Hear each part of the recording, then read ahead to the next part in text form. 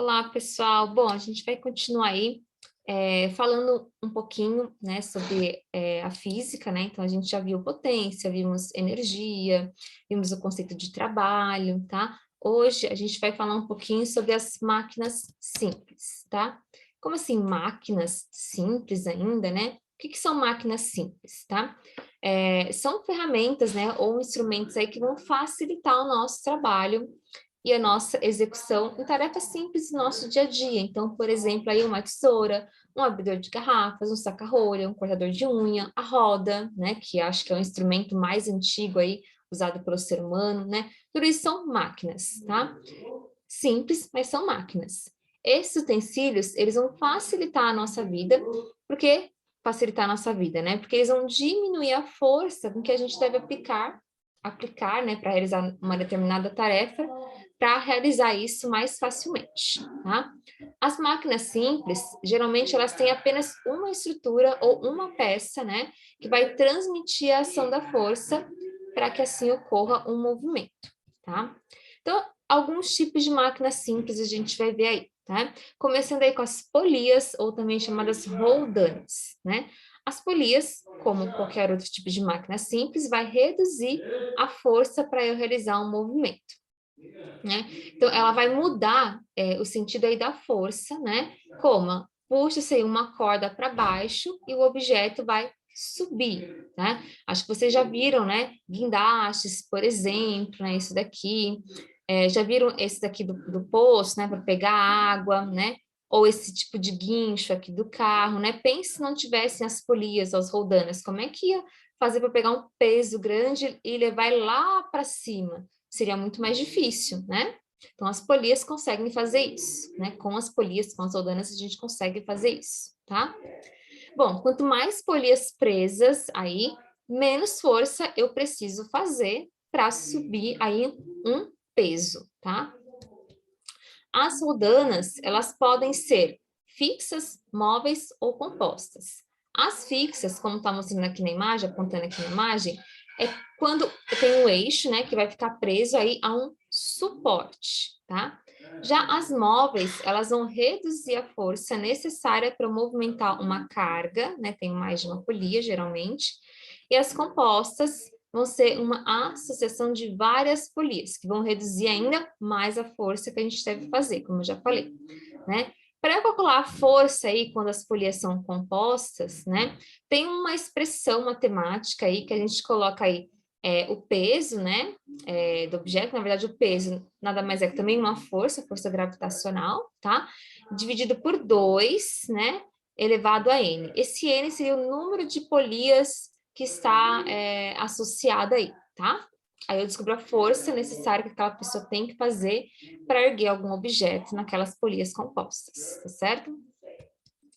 Bem, outro tipo de máquina simples é o chamado plano inclinado. Então, eles geralmente são usados, né, quando eu quero subir algo em alguma ladeira, né? Por exemplo, aí uma rampa, né? Esse tipo de coisa. São importantes porque reduzem a força para subir algo na vertical também. E dependendo do ângulo dessa ladeira, né? Quanto mais inclinado aí for o ângulo, o desafio vai ser, obviamente, maior para subir aquele objeto, né? Então, se o ângulo for menorzinho, tá certo? Maior, na verdade, não menor, né? Se o ângulo for maior, tá? Aí vai ser mais fácil subir, tá certo?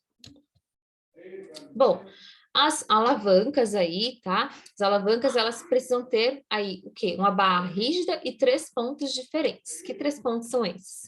Um ponto fixo, que a gente chama, que é um ponto de apoio, um ponto onde a força é realizada, né, para fazer o movimento, e um outro que faz uma resistência aí à força, tá? As alavancas facilitam o trabalho aí. No meu corpo, por exemplo, eu tenho vários tipos de alavancas que vão facilitar o meu trabalho, tá? Então, eu tenho vários tipos de alavancas, as chamadas interfixas, interresistentes e interpotentes, tá? As interfixas é onde o ponto de apoio é centralizado, tá? E a força de potência e de resistência ficam na extremidade. Então, no caso da tesoura, ó, o ponto de apoio aqui tá no meio, a força, né, de potência, que é onde eu aplico o movimento, tá? Onde eu pego com as minhas mãos, e a resistência lá para cortar o papel tá lá na pontinha da tesoura, tá?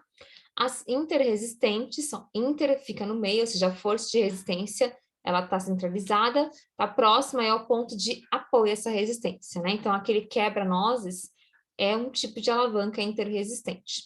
E também tem chamadas alavancas interpotentes, é onde a força de potência, né, a força em que eu aplico o movimento mesmo está no centro, e a força de resistência aí, e o ponto de apoio vai estar nas duas extremidades. É o caso dos pegadores de salada aí, né, eu aplico a força no meio daqueles pegadores, né, então uma alavanca interpotente, tá?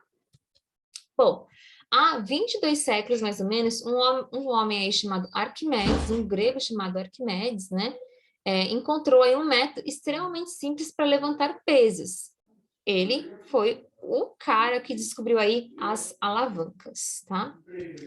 Bom, outros tipos de máquinas simples, para nós estarmos aí já indo para o final, né? As molas, tá? As molas são objetos flexíveis capazes de armazenar uma certa quantidade de energia e são objetos que vão dar impulso ou resistência mesmo a outras peças, imprimindo aí movimentos ou amortecendo pancadas, né? Se for pensar no tênis com molas, né? Aquelas molas servem para amortecer as pancadas, tá?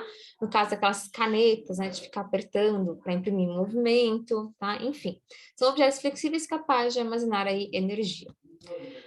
A roda com eixo, né? A roda é um objeto aí, um dos objetos mais antigos, né? Enfim, tá? E aqui tem a roda com eixo, né? Que são ligadas aí a uma barra rígida a um eixo central, né, que permitem aí que a gente reduza o atrito, né, então, por exemplo, aí nas maçanetas, na chave de fenda, no volante do carro, tudo aquilo são consideradas rodas com eixo, tá? Bom, só falando um pouquinho aí sobre tipos de máquinas, né, existem também umas máquinas chamadas máquinas compostas, que na verdade são combinações de máquinas simples, né, as máquinas compostas, elas têm várias partes que se interagem umas com as outras. Então, em uma máquina composta, a força e o movimento são transferidos de um ponto para outro. Então, o carrinho de mão, por exemplo, é formado aí por uma roda e dois braços de alavanca, percebem? Duas máquinas simples, né? Roda e as alavancas, tá? Então, aqui eu tenho as engrenagens acopladas, que é formada por um conjunto de rodas, só que rodas dentadas, né?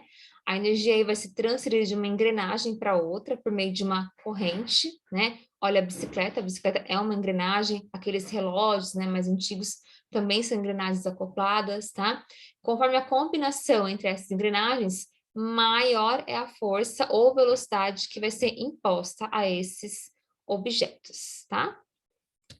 Já as manivelas, né, é formada pela junção de uma alavanca, uma cunha, que é uma espécie de plano inclinado junto, e também uma peça giratória, né, uma roda com eixo, tá? Essa junção aí vai transformar o movimento circular em retilíneo ou vice-versa, né? É o caso daqueles varais de apartamento, né? Isso é uma manivela. Os apontadores é uma manivela, tá? Bom, terminamos aí nossa aula sobre máquinas, né? E por hoje é só.